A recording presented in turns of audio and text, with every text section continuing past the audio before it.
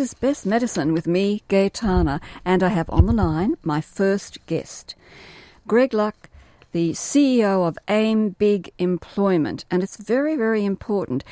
Welcome to the program, Greg. Thanks for having me. It's such a pleasure. Well, it's such an important point, this, when you start the new year and you may be looking at starting new employment or whatever, getting the motivation up and looking at what you can do to help yourself to make the best of the opportunities.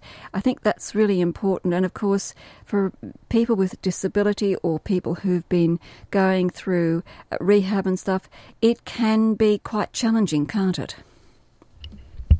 Oh, absolutely. In Australia, the business world and the employment world really does slow down from mid-December through to, in many cases, after Australia Day. But, that slow period is behind us, and I've got to say I've never been more optimistic in terms of the employment opportunities and the availability of great opportunities than I have in a long time. 2025 is really setting up for a fantastic year for job seekers. So, if you are a little bit unmotivated, well, I can happily tell you there are a lot of roles out there today, and we're an organisation that can help you on that journey. Yes, and it's lovely to hear, isn't it, that you are so positive about about employment availability and opportunities. And I think that's great because we have been hearing that unemployment is low. So it's very good to hear this, that there are opportunities out there for people.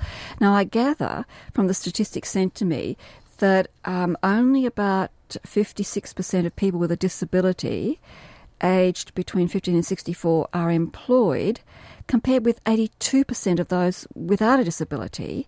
So we really need to turn that around a bit to find employment that is suitable and meaningful and accessible to people, don't we? Yeah, absolutely. And, the importance for companies like us, we're federally contracted by the government, so our service to job seekers in the community is a free service, right? So that's lovely. A disability very employment good price, provider. Greg. Very good price. Can't get better than free. No. But we have a lot of. You're 100% right. We do have low participation rates for people with disability, but invariably it's the employers that can sometimes create the barrier. So when we work with our employer partners, they're very keen to employ people with disability, health conditions or injuries, whatever vulnerable or barriers that people face. And we help make accommodations for people to fit into their organisation, because every business wants great talent. Everybody in Australia, regardless of their barriers, have an ability. So our role is to match the two together. In many ways, we do what's called job carving. So an employer might say, well, I have this vacancy, I need these skills, and we find people that can fit those skills that they may not be a traditional employee in their eyes. So breaking down these barriers and these myths and misconceptions is critical, and we've got many examples of where that has been very successful for the job seeker, and equally successful for the employer, and then they continue to employ more people, because let's be honest, 25% of our community are people that have disability. Yes. So 25% of the customers of a business have a disability. Yeah. So if you do not have a workforce as a business that represents the people who are your customers, then you are missing out. So, employees do resonate with that, and there are opportunities. So don't feel rejected. Focus on what you can do, and organisations like ourselves will help bridge that gap for you. And two things from what you've been saying, Greg, come to my mind.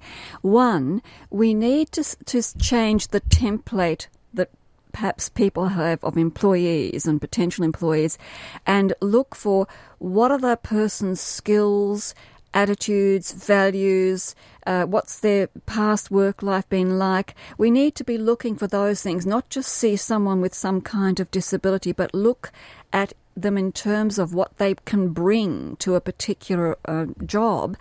And the other thing too about don't feel rejected, let's remember that just about everybody has had some job rejections. You know, that's the way it goes. Doesn't matter whether you're got a disability or not. There's lots of competition sometimes for jobs, and there will be rejection. So don't take it personally is the thing, isn't it? Absolutely. It's small steps at a time. You're going to get probably 20 rejections for every exception, but don't let that demoralise you. Know that that is reality for anyone who's applying for a job. The key is how do you as an individual stand out? So your resume has to be right. You know, there could be no mistakes in it, the little things, right? You always put a cover letter in with a resume or an application, and always tailor that cover letter to the business and the job you're applying for. Because as an employer, you know, if you've made the effort to research my company and understand the vacancy, you are 90% more likely to actually get someone to call you back. So it is those little things. I've even coached some individuals to go up to reception and introduce yourself. You know, the old school way, because it shows initiative, it shows keenness, and employers respect that. And I think getting help from someone like you and your people, so that they look at themselves, the people, job seekers, and see what skills and abilities and things they have. They may not even recognise some of the skills because of previous employment or whatever, or lack of it, and yet they may have lots of skills. They may have, for example, done some volunteering that involved certain skills that mightn't have been used in other jobs, but would be very relevant to a prospective job. So sometimes you need that help to see what you can bring and offer to an employer. Absolutely, you know, and volunteering is a great example. You know, when you're volunteering, you're using customer service skills. You know, you're using solution orientation or fixing problems or fixing challenges. And those skills are transferable to a variety of different roles. And bringing that out to the surface, selling that, and seeing how it applies to a job you're applying for, you know, they're very important traits. So, look, it's difficult to find a job and it's easy to get demoralised, but there is help out there. Take it one step at a time. To your point, don't take a rejection personally. It's just meant to be, because something better off is out there waiting for you. Yes, and I notice you've got 4 suggestions. You've mentioned the start with small steps, build momentum, and then you've got 3 others: recognising your strengths and progress, focus on what you can do today, start with strong support systems. So talk a little bit about those, please. Yeah, absolutely. So small steps with building momentum, right? So that can be things like your resume, your cover letter. Set yourselves weekly goals, create a sense of momentum. So, for example, set yourself a goal of applying for 2 jobs a week. You know? And do a deep dive on the cover letter, the resume, tailor it, follow it up with an email. If there's an option to phone the employer, call them. Just to introduce yourself. Little things like that. Small little steps, you know, and every week, two applications, and after a while, 3 applications, etc. Yeah. And can I interrupt you for a second and ask, do you suggest that people somehow follow up to make sure that the letter or email or whatever has gotten through, without being a nuisance, but do you suggest that people follow up on those things or not? Absolutely. Some applications, there may not be an ability or understanding of who to call, but absolutely always follow up, because think about it from an employer's standpoint, right? If there's 1,000 people apply for a job, there's only less. Here's some interesting statistics for you. About 70% of people who apply for a job don't put a cover letter in. Right? So there's a massive mistake, right? So if you have a cover letter, you're already in front of everyone else who's applied. And if you pick the phone up and call them, well, that means you really show interest, and they'll remember your name, or more likely to remember your name than someone else who didn't call. and it shows initiative. So it's. I very much encourage people not to just throw a resume and application and hope for the best. Yeah. You've really got to work it, right? You've got to tailor it. You've got to phone them up. If you can go and see them, go and see them. And those little things really do make a monumental difference. Yes, and I think too the things like focus on what you can do and start with a strong support system, as with your people that will help and advise and help with getting your resume and tailoring it. And really, for each job application, you need to slightly tailor it a little bit differently, don't you, sometimes? Absolutely, because you might be applying for a retail job one day, you might be applying for a supply chain or logistics job the next day. Your inherent skills and ability can apply in both scenarios, right? So if you've got a sense of customer service, well, you would bring that out very heavily on your retail application, right?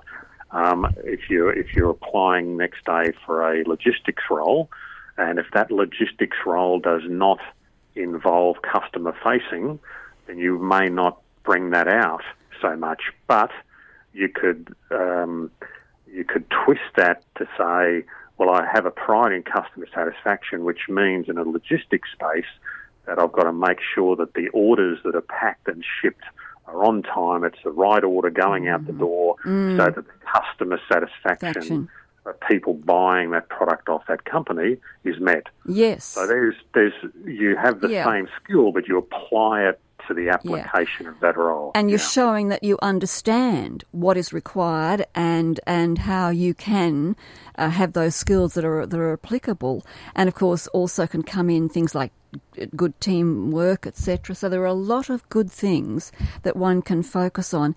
And I guess, tell me if I'm wrong about this, but I was thinking too that when you're going to set a time to do the applications and things, get yourself up, move around, get your energy level up a bit, do a few little breathing exercises if you're feeling a little bit anxious or anything, but anything that helps you to focus and remind yourself about your own abilities and skills and things, and just drop any little negative voice there in the back of one's head. Does that sound sensible?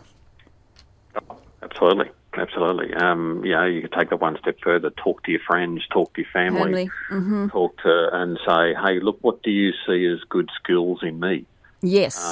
Because some if we don't talk and explore and self-reflect as an individual enough, we can get caught up in our own world and become almost paranoid about what we can't do ourselves. So it's important to get other different perspectives. And if you're applying for a role, let's say retail again, for example, and you're not really sure about what it is, well, look, jump on YouTube.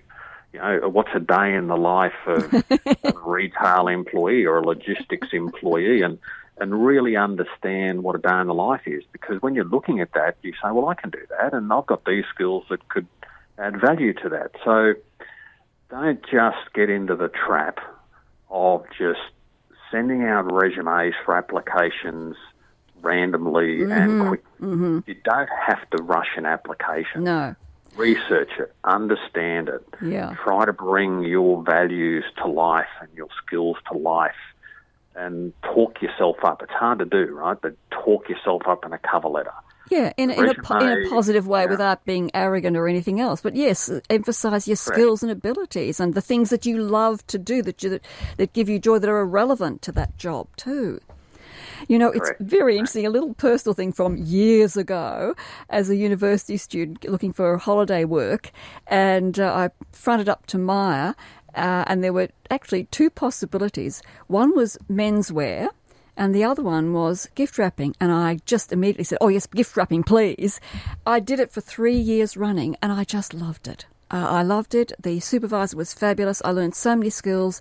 I loved doing the creative side and also seeing the joy on people's faces when they had their special gift for someone special being wrapped in a very lovely way. It's amazing, isn't it, really? You can work things out and find great things, really. Yeah, absolutely. Yeah. Look, Greg, it has been such a pleasure to speak with you, and we so want people, as you said, to look focusing not on what they can't do, but what they can do. So, look, thank you so much. So, all the best, and let's hope that, as you said, a whole lot of your people who come to you will find themselves jobs that are meaningful and really fulfilling. Because, as you say, I think there are lots of opportunities out there. Absolutely. Get out there, come and talk to us, AimBig Employment, if we can help you in any way. But 2025 will be a big year. Yeah. Lots of opportunities. Don't sit back. Yeah. Get out there and let's make it happen. And even I think you deal with people who are going through rehab and things.